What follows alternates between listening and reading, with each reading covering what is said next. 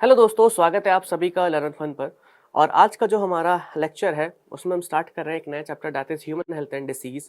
ये चैप्टर बेहद इंटरेस्टिंग है और पढ़ने में आप लोगों को काफ़ी मज़ा भी आने वाला है, क्योंकि इसके अंदर आप लोग बात करेंगे ह्यूमन हेल्थ के बारे में, यानी कि अपनी हेल्थ के बारे में। ओके, एंड अपनी बॉडी से रिलेटेड डिसीज़ के बारे में, आपकी बॉडी किस तरीके से डिसीज़ से फाइट करती है, किस तरीके से किसी बैक्टीरिया के साथ इंटरेक्ट करती है, क्या क्या सारी चीज़ें होती हैं, उन सब के बारे में हम लोग बात करेंगे।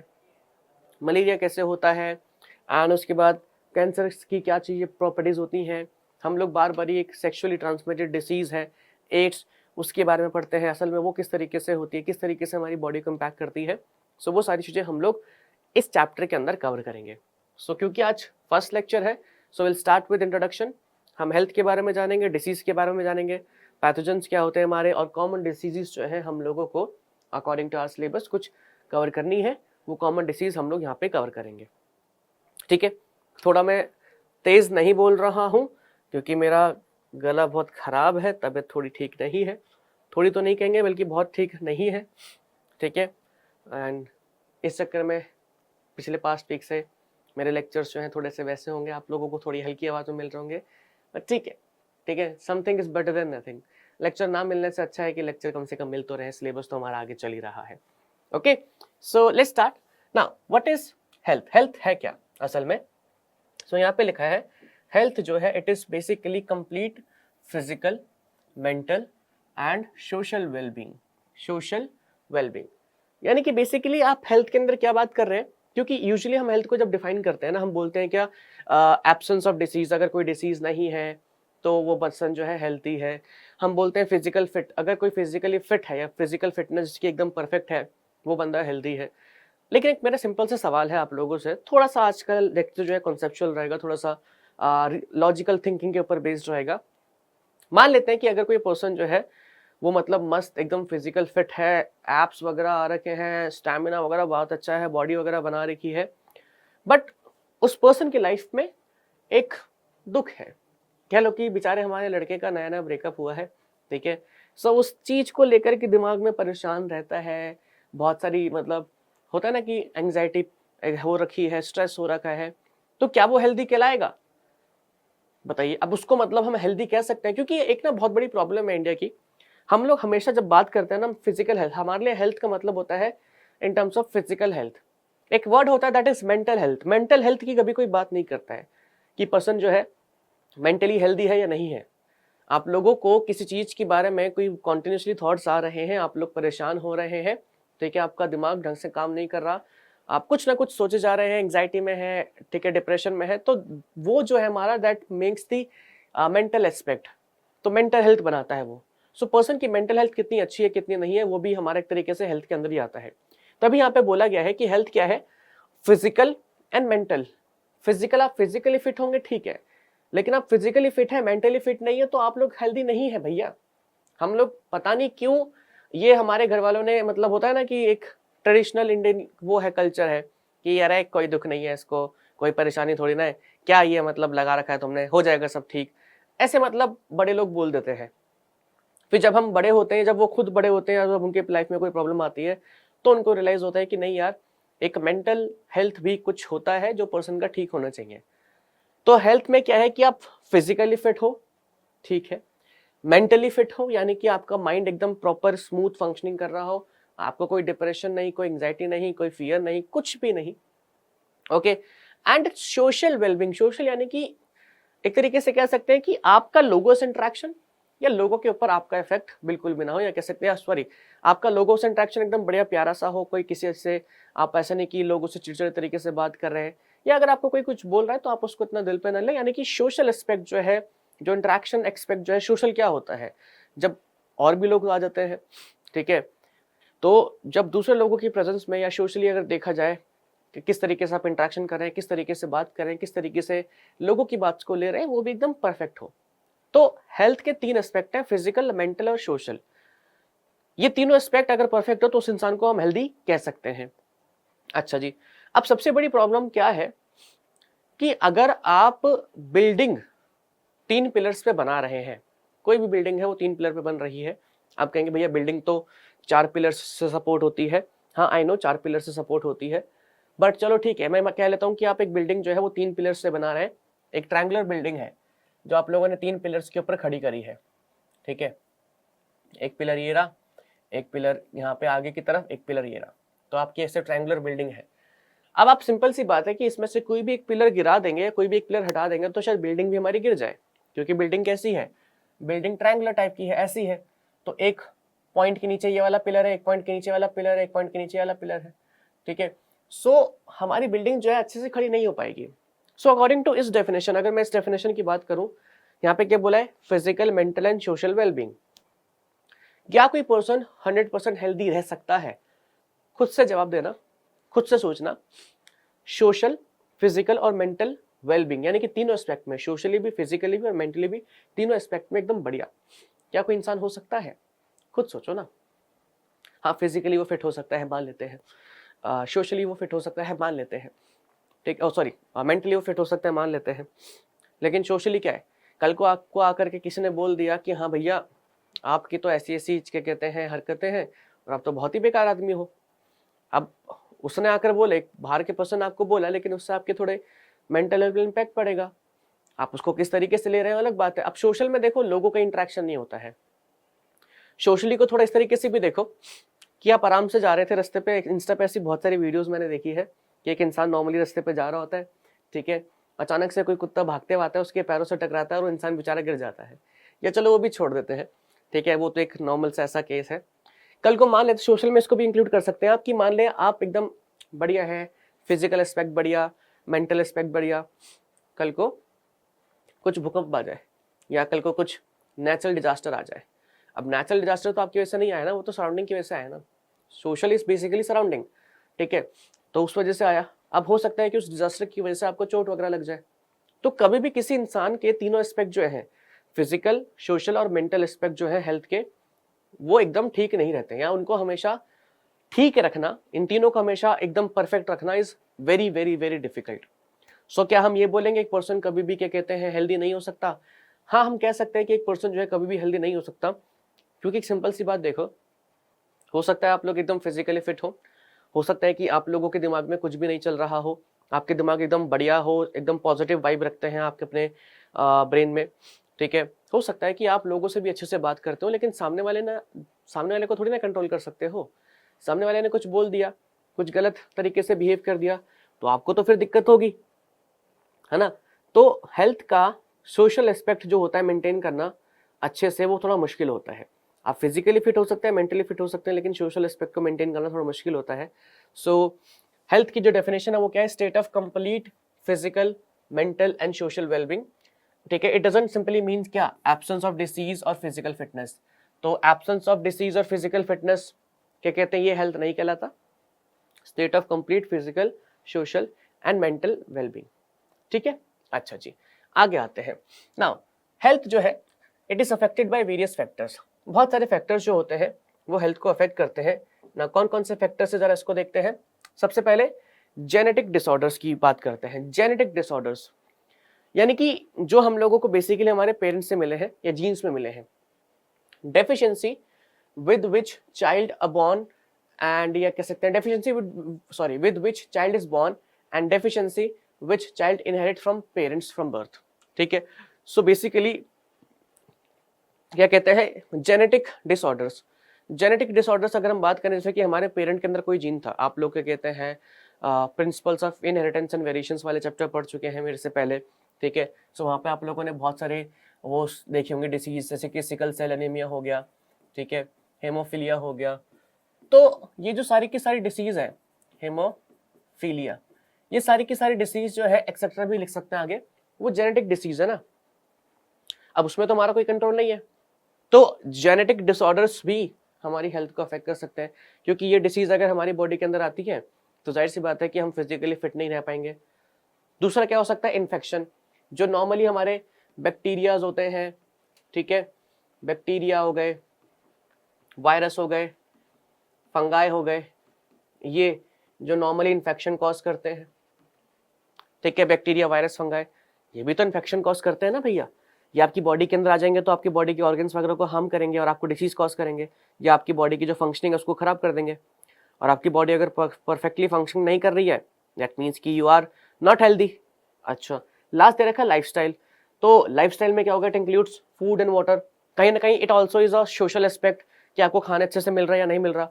Food and water we take, ठीक है, rest and exercise we give to our bodies and habits.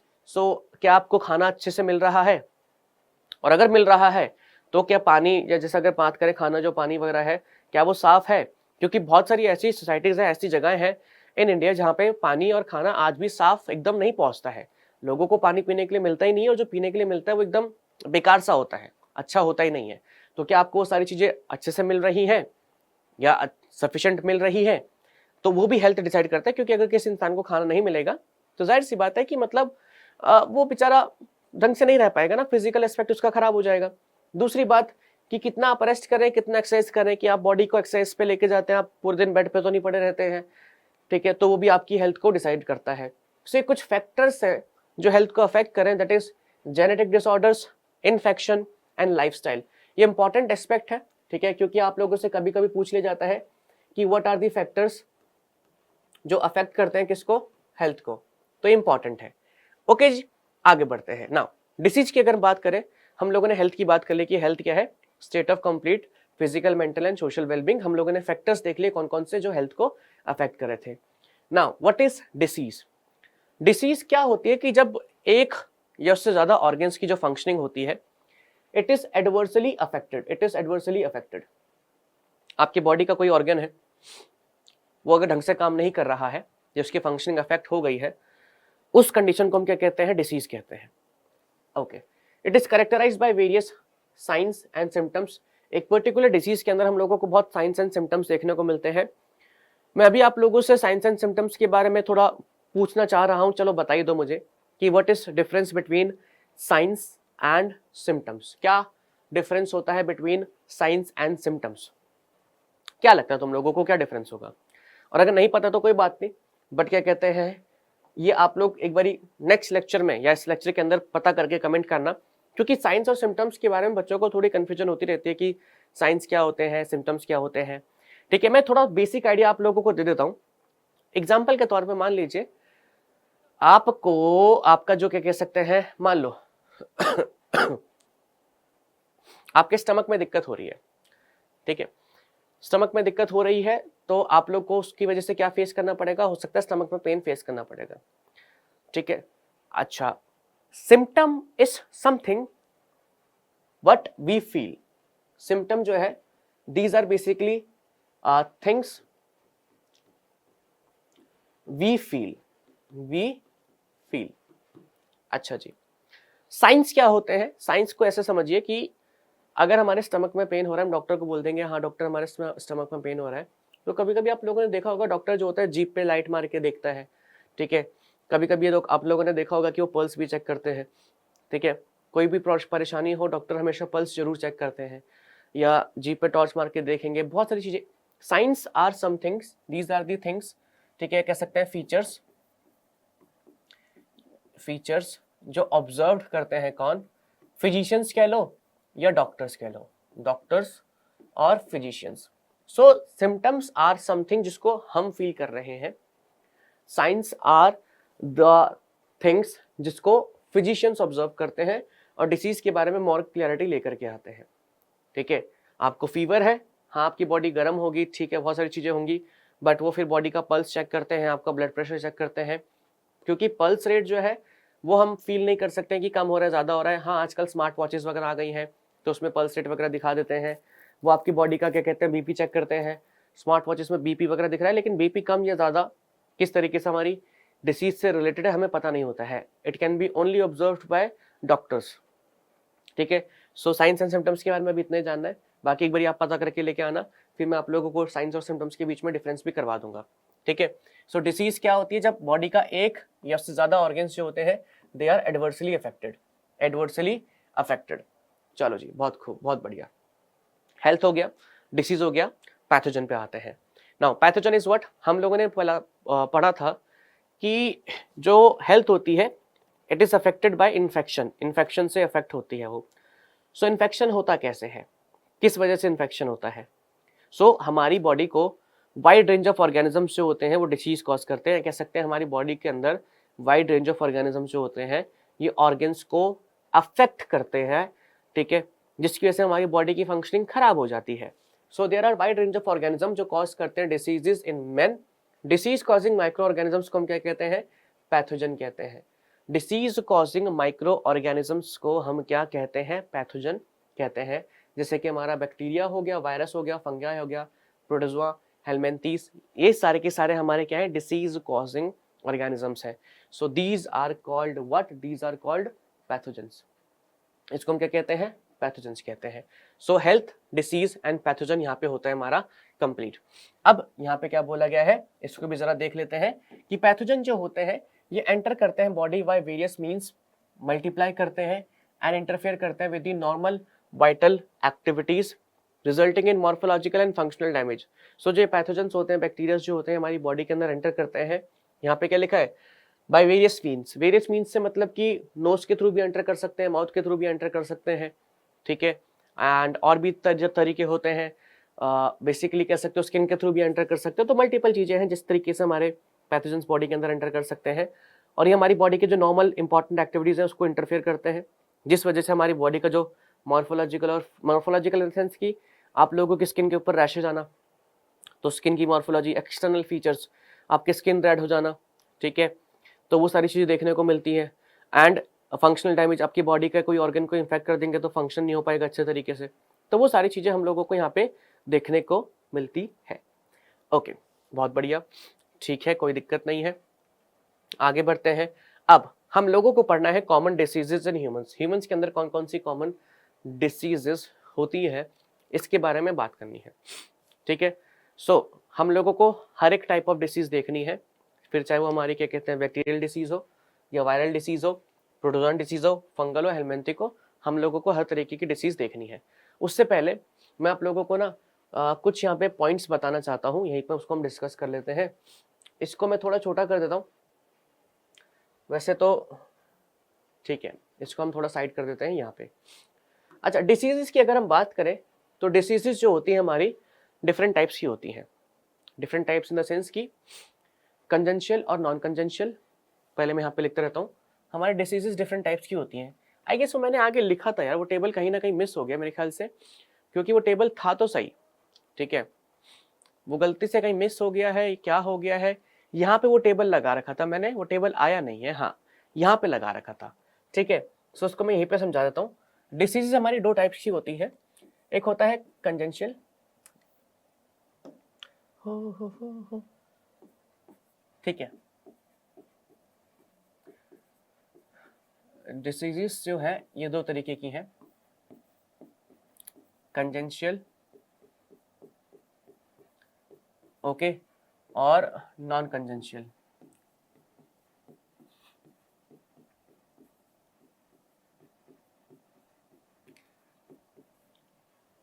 कंजेंशियल disease कौन सी होती है? ओके, सो कंजेंशियल डिसीज कौन सी होती है? वो डिसीज जो बाय बर्थ हो रखी होती है, ठीक है, या जो बाय बर्थ हमें होती है, और आप कह सकते हैं इनके साथ हम बॉर्न होते हैं, ठीक है, we born with these diseases, with these diseases. अब आप सोचेंगे भाई ऐसी कौन सी डिसीज है जिसके साथ हम क्या कहते हैं बॉर्न होते हैं? तो सिंपल सा है यार, आप क्या कहते हैं एग्जांपल ले सकते हैं जो हमारी जेनेटिक डिसीज होती है, ठीक है, जिसका हम पहले भी एग्जांपल ले चुके हैं, जो वो होती हैं जैसे कि हेमोफीलिया हो गया, ठीक है, और क्या कहते हैं सिकल सेल एनीमिया हो गया। तो ये सारी की सारी ऐसे डिसीजेज हैं जिसके साथ हम पैदा होते हैं या कह सकते हैं बाय बर्थ हमारे अंदर ये होती है। तो ये हो गई हमारी कंजेंशियल डिसीज। नॉन कंजेंशियल डिसीज हमारी कौन सी होती है? वो डिसीज जिसको हम एक्वायर करते हैं, जिसको हम क्या करते हैं एक्वायर करते हैं आफ्टर बर्थ, आफ्टर बर्थ। इसको हम एक्वायर करते हैं कब? आफ्टर बर्थ, ठीक है, पैदा होने के बाद हमें ये होती है। अच्छा जी, अब इसमें भी दो टाइप्स हैं, क्योंकि बर्थ के बाद आप दो तरीके की डिसीज एक्वायर कर सकते हैं।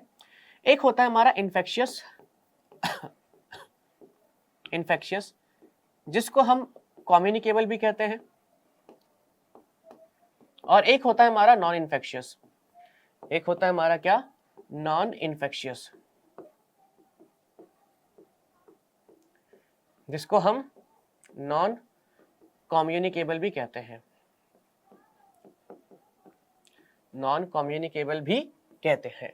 ठीक है, नाम से पता लग रहा है इन्फेक्शियस डिसीज कौन सी होंगी जो स्प्रेड करेगी from one person to other, spread करेगी from one person to other. ठीक है, इन्फेक्शियस है ना, इन्फेक्शन फैल रहा है ना, वन पर्सन टू अदर। वहीं पे अगर हम बात करें तो नॉन इन्फेक्शियस हमारी कौन सी होगी, जो does not spread from one person to other, तो ये स्प्रेड नहीं करती है। एग्जाम्पल के तौर पे आप यहाँ पे बहुत सारी ले सकते हैं जो अपना नॉर्मल आजकल लोगों को चल रहा है, that is common cold and all, ये सब ले सकते हैं। आगे हम क्या कहते हैं, और भी बहुत सारी डिसीज के बारे में बात करेंगे ऐसी, बट ये हमारी कुछ non infectious sorry infectious disease है। यहाँ पे आप ले सकते हैं डायबिटीज़, ठीक है, डायबिटीज़ हो गया, बीपी हो गया, स्ट्रेस वगैरह, ये सारी चीज़ें एक पर्सन से दूसरे पर्सन में ट्रांसफर नहीं हो सकती, so these are non infectious. Okay, diseases को क्लासिफाई करने का एक और तरीका भी किया जाता है यूज कभी कभी, दैट इज एक होती है लॉन्ग टर्म और एक होती है हमारी शॉर्ट टर्म। तो जो लॉन्ग टर्म डिसीज होती हैं उसको हम कहते हैं क्रॉनिक डिसीज, जैसे कि ट्यूबरक्लोसिस वगैरह हो गया, और जो शॉर्ट टर्म डिसीज होती है उसको हम कहते हैं क्या, एक्यूट डिसीज से कहते हैं। ठीक है, जैसे कि अपना normally common cold again acute disease है क्योंकि 10-15 दिनों के अंदर ठीक हो जाता है। सो ये हमारी टाइप ऑफ डिसीजेस है, इनके बारे में हम आगे भी जिक्र करते रहेंगे तो आप लोगों को इनके बारे में आगे भी पता लगता रहेगा। ठीक है जी, अब चलते हैं हम थोड़ा सा आगे की तरफ और शुरू करते हैं अपनी बेसिक जो डिसीजेस थी उनसे शुरुआत करते हैं। जैसे कि हमने कहा था कि हम लोगों को बैक्टीरियल डिसीज, वायरल डिसीज वगैरह पढ़नी है, so let's start with bacterial disease. Okay, और उसको हम अच्छे तरीके से कवर कर सकते हैं। पहली जो हमारी बैक्टीरियल डिसीज है दैट इज टाइफाइड। टाइफाइड को हम एंटेरिक फीवर भी कहते हैं। इसका कॉजेटिव एजेंट या पैथोजन क्या था हमारा, डिसीज कॉजिंग माइक्रो ऑर्गेनिज्म या डिसीज कॉजिंग ऑर्गेनिज्म, वो कौन है, सैल्मोनेला टाइफी, जो कि एक ग्राम नेगेटिव बैक्टीरिया है। ठीक है, आपको हर बारी मेंशन करने की जरूरत नहीं है, ये मैंने इसलिए मेंशन कर लिया क्योंकि नीट में इसको बहुत बारी पूछा गया था कि सैल्मोनेला टाइफी हमारे कौन सा टाइप ऑफ बैक्टीरिया है, ग्राम पॉजिटिव ग्राम नेगेटिव है। हालांकि आप कुछ चैप्टर्स में पढ़ते हैं जहाँ पे ग्राम पॉजिटिव और ग्राम नेगेटिव का पूरा अलग तरीके से डिफरेंशिएशन दे रखा होता है, तो वहां पे भी आपको पता लग ही जाएगा। ओके, मोड ऑफ ट्रांसमिशन क्या होता है इनका, अगर हम बात करें तो जो पैथोजन है वो एंटर करता है स्मॉल इंटेस्टाइन में, किसके थ्रू, कॉन्टेमिनेटेड फूड के थ्रू एंड वाटर के थ्रू, एंड माइग्रेट करता है to other organs through blood. इसको मैं जरा करेक्ट कर दूं, ठीक है, थ्रू ब्लड। सो ये आपको नोट्स बनाने में थोड़ा हेल्प करेगा, आपको कोई दिक्कत होगी नहीं। ठीक है, इसलिए मैंने यहाँ पे पॉइंट सारे के सारे अच्छे तरीके से मेंशन कर रखे हैं। सो बैक्टीरियल डिसीज की अगर बात करें तो सबसे पहले क्या है, typhoid. It is caused by Salmonella typhi. इसका जो माइक्रोब होता है या ऑर्गेनिज्म होता है वो हमारी बॉडी के अंदर एंटर करता है थ्रू कॉन्टेमिनेटेड, और वी कैन से थ्रू गंदा जो पानी होता है और फूड होता है उसके थ्रू, वो जाता है स्मॉल इंटेस्टाइन के अंदर, फिर वहां से डिफरेंट बॉडी पार्ट्स में माइग्रेट करता है, किसकी हेल्प से, ब्लड की हेल्प से। टाइफाइड को डिटेक्ट करने के लिए एक टेस्ट होता है जिसको हम कहते हैं वाइडल टेस्ट और विडाल टेस्ट। वाइडल कह देते हैं कुछ लोग विडाल टेस्ट कह देते हैं। सो टेस्ट होता है जिसकी हेल्प से टाइफाइड बैक्टीरिया की प्रेजेंस आपकी बॉडी में देखी जा सकती है। ठीक है, आपके घर में कभी हुआ होगा तो उन्होंने बोला होगा कि टाइफाइड का टेस्ट करवा लेते हैं। ठीक है, सो एक वाइडल रिपोर्ट के ऊपर लिखा आता होगा, वाइडल टेस्ट आपने कभी ऑब्जर्व किया होगा तो देखा होगा आपको। ओके, सो इसमें क्या क्या हम लोगों को सिम्टम्स देखने को मिलते हैं। सो हाई फीवर होगा आप लोगों को, बहुत ज़्यादा वीकनेस सी फील होगी। अब क्योंकि हमारा जो पैथोजन वगैरह है वो इंटेस्टाइन में, स्टमक में है, तो जाहिर सी बात है कि पेन होगा, कॉन्स्टिपेशंस यानी कि आपकी जो बाउल मूवमेंट है अच्छे तरीके से नहीं होंगे। ठीक है, जो वेस्ट है बॉडी का अच्छे तरीके से नहीं निकलेगा, हेडेक फील होगा, भूख नहीं लगेगी, लॉस ऑफ एपेटाइट का मतलब होता है भूख ना लगना। Intestinal perforation in severe cases, ये एक बहुत ही काम की चीज है, इंटेस्टाइनल परफोरेशन किसके अंदर, इन सीवियर केसेस। तो जो खतरनाक केसेस हो जाते हैं या जो एक्सट्रीम केसेस हो जाते हैं उसके अंदर हम लोगों को देखने को मिलता है इंटेस्टाइनल परफोरेशन। इंटेस्टाइन के अंदर पोर्स बन जाते हैं, और वो एक सीवियर केस भी है, कह सकते हैं वो एक थोड़ा डेथली केस भी है, क्योंकि आफ्टर दैट स्टेज जो इंडिविजुअल होता है उसके बचने के चांसेस बहुत कम होते हैं। सो इट इज बेसिकली क्या, इंटेस्टाइनल परफोरेशन किसके अंदर, इन बेसिकली सीवियर केसेस जहाँ पे एक्सट्रीम जब बात चली जाती है बहुत दिक्कतें आती हैं। ओके, चलिए जी आगे चलते हैं। नेक्स्ट यहाँ पे हमारा क्या है, पहला टाइफाइड कंप्लीट हो गया। नेक्स्ट जो हमारा डिसीज है दैट इज निमोनिया। निमोनिया की अगर बात करें तो उसका जो pathogen that is Streptococcus pneumonia है। अच्छा जी, मोड ऑफ ट्रांसमिशन कैसे होता है, infection by inhaling droplets released by infected person sharing glasses and utensils with an infected person. So pneumonia जो है देखो रेस्पिरेटरी डिसीज जो मोस्टली स्प्रेड करती हैं, इट इज बिकॉज ऑफ क्या कहते हैं स्नीजिंग एंड कफिंग ड्रॉपलेट्स। जब कभी आप खांस देते हैं, छींक देते हैं, तो आपने देखा होगा जब अभी कभी खांसोगे, मुंह पे हाथ रख के छींकते हो तो आपके हाथ पे बहुत सारी ड्रॉपलेट्स आ जाती हैं। असल में अगर आपको कोई वायरल है या कह सकते हैं कोई मतलब दिक्कत है, कोई डिसीज है, रेस्पिरेटरी डिसीज है, तो उसका जो बैक्टीरिया होता है वो हमारे उन ड्रॉपलेट्स में आ जाता है।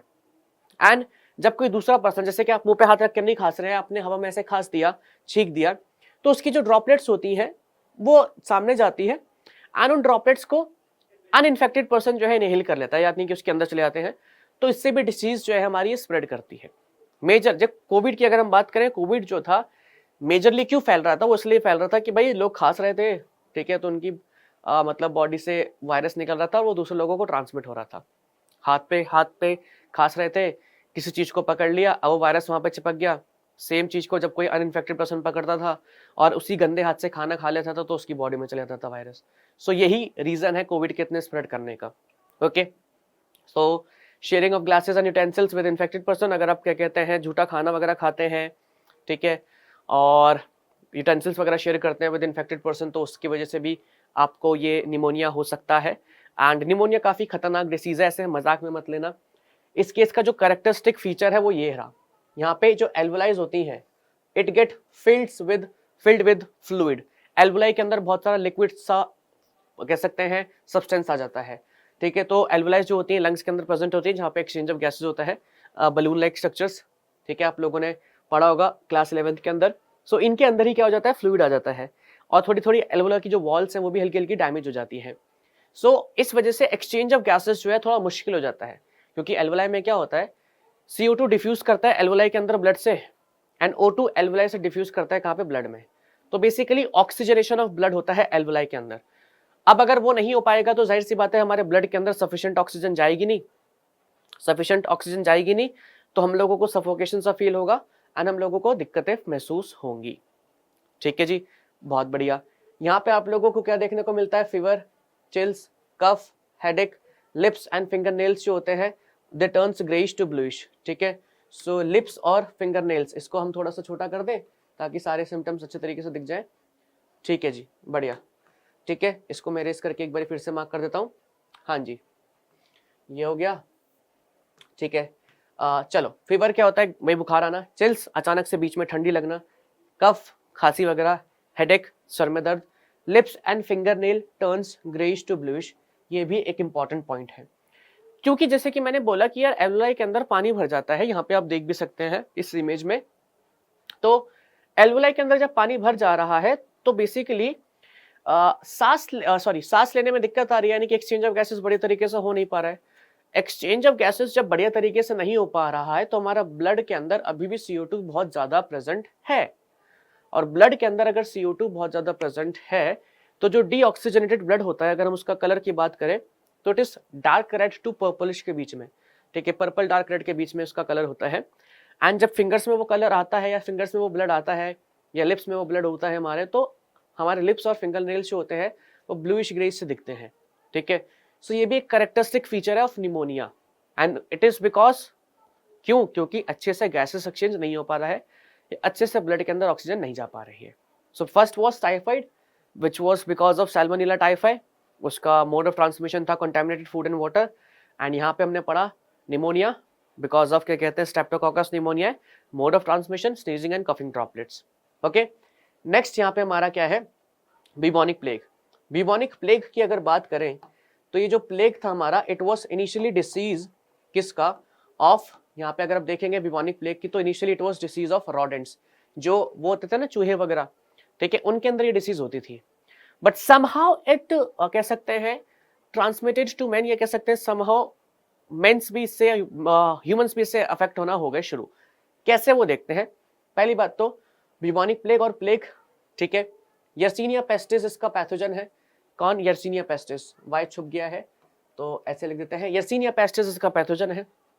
अच्छा, असल में होता क्या था कि ये पहले जो डिसीज थी ना वो रैट टू रैट फैलती थी, लेकिन अब हुआ कि अल्टीमेटली रैट जो थे उनकी बहुत ज्यादा डेथ हो गई बिकॉज ऑफ द प्लेग, ठीक है। और रैट से रैट में कैसे फैलती थी? रैट से रैट में फैलती थी बिकॉज ऑफ दिस, ये जो आप लोगों को यहाँ पे दिख रही है ये हमारी क्या है? Rat flea, that is Xenopsylla. तो ये जेनोप्सिला जो है रैट फ्ली है, ये रैट को काटती थी। तो एक रैट को जब काटती थी तो उसके अंदर आ जाता था क्या? अपना जेनोप्सिला, चिकेजोनोप्सिला कह रहा हूँ, सॉरी, यर्सीनिया पेस्टिस। फिर जब ये दूसरे रैट को काटती थी तो उससे उस वाले रैट में, अनइन्फेक्टेड रैट के अंदर यर्सीनिया पेस्टिस चले जाता था। ओके, अब रैट बहुत सारे बिकॉज ऑफ दिस डिसीज वो मरना शुरू हो गए, मर गए। रैट्स की पॉपुलेशन बहुत कम हो गई, तो एक्सीडेंटली इस रैट फ्ली ने ह्यूमन को कट किया एंड अल्टीमेटली वो जो यर्सीनिया पेस्टिस था वो ह्यूमन के अंदर भी आ गया। फिर ऐसे करते करते एक पहले रैट फ्ली ने, फिर दूसरी ने, फिर तीसरी ने ह्यूमंस को आप कट करना शुरू करा, या कह सकते हैं रैट से ह्यूमन के अंदर क्या कहते हैं यर्सीनिया पेस्टिस को ट्रांसमिट करा, फिर ह्यूमन टू ह्यूमन भी वो फैलने लग गया। So it was all because of a rat flea, जो पहले रैट्स टू रैट ही काट कर मतलब बाइट करती थी, लेकिन फिर बाद में वो रैट टू ह्यूमन भी बाइट करने लग गई बिकॉज रैट की पॉपुलेशन बहुत कम हो गई थी due to excessive death of rat, ठीक है। ये ब्यूबोनिक प्लेग जो होता है बहुत ही खतरनाक है। इसके अंदर आप लोगों को हाई फीवर देखने को मिलता है, ब्यूबो और लंप इन आर्मपिट। तो लंप और कह सकते हैं ब्यूबो एक बहुत ही क्या कहते हैं स्वेल्ड रीजन जो है आर्मपिट के अंदर बन जाता है। स्किन के ऊपर रेड पैचेस देखने को मिलते हैं। यहाँ पे भी आप देख सकते हैं थाई वाले रीजन के अंदर भी क्या होता है, सॉरी इसको ऊपर कर दें, यहाँ पे कर देते हैं। यहाँ पे अगर आप देखेंगे तो थाई वाले रीजन के अंदर भी यहाँ पे आप लोगों को एक बड़ा सा क्या कहते हैं लंप सा दिख रहा है, बड़ा बॉल लाइक स्ट्रक्चर दिख रहा है। सेम रीजन जो होता है आर्मपिट में भी डेवलप करता है, ठीक है। इसमें क्या होता है, रेड पैचेस जो होते हैं अपीयर करते हैं, जैसे यहाँ पे नेल्स के पास हो गए, स्किन के ऊपर हो गए, हाथों पे हो गए, तो रेड पैचेस अपीयर होते हैं एंड धीरे धीरे करके वो जो पैचेस हैं दे अल्टीमेटली टर्न्स ब्लैक, ठीक है, because of the toxic effect of Yersinia pestis. And जो इंसान होता है फिर उसकी हो जाती है डेथ।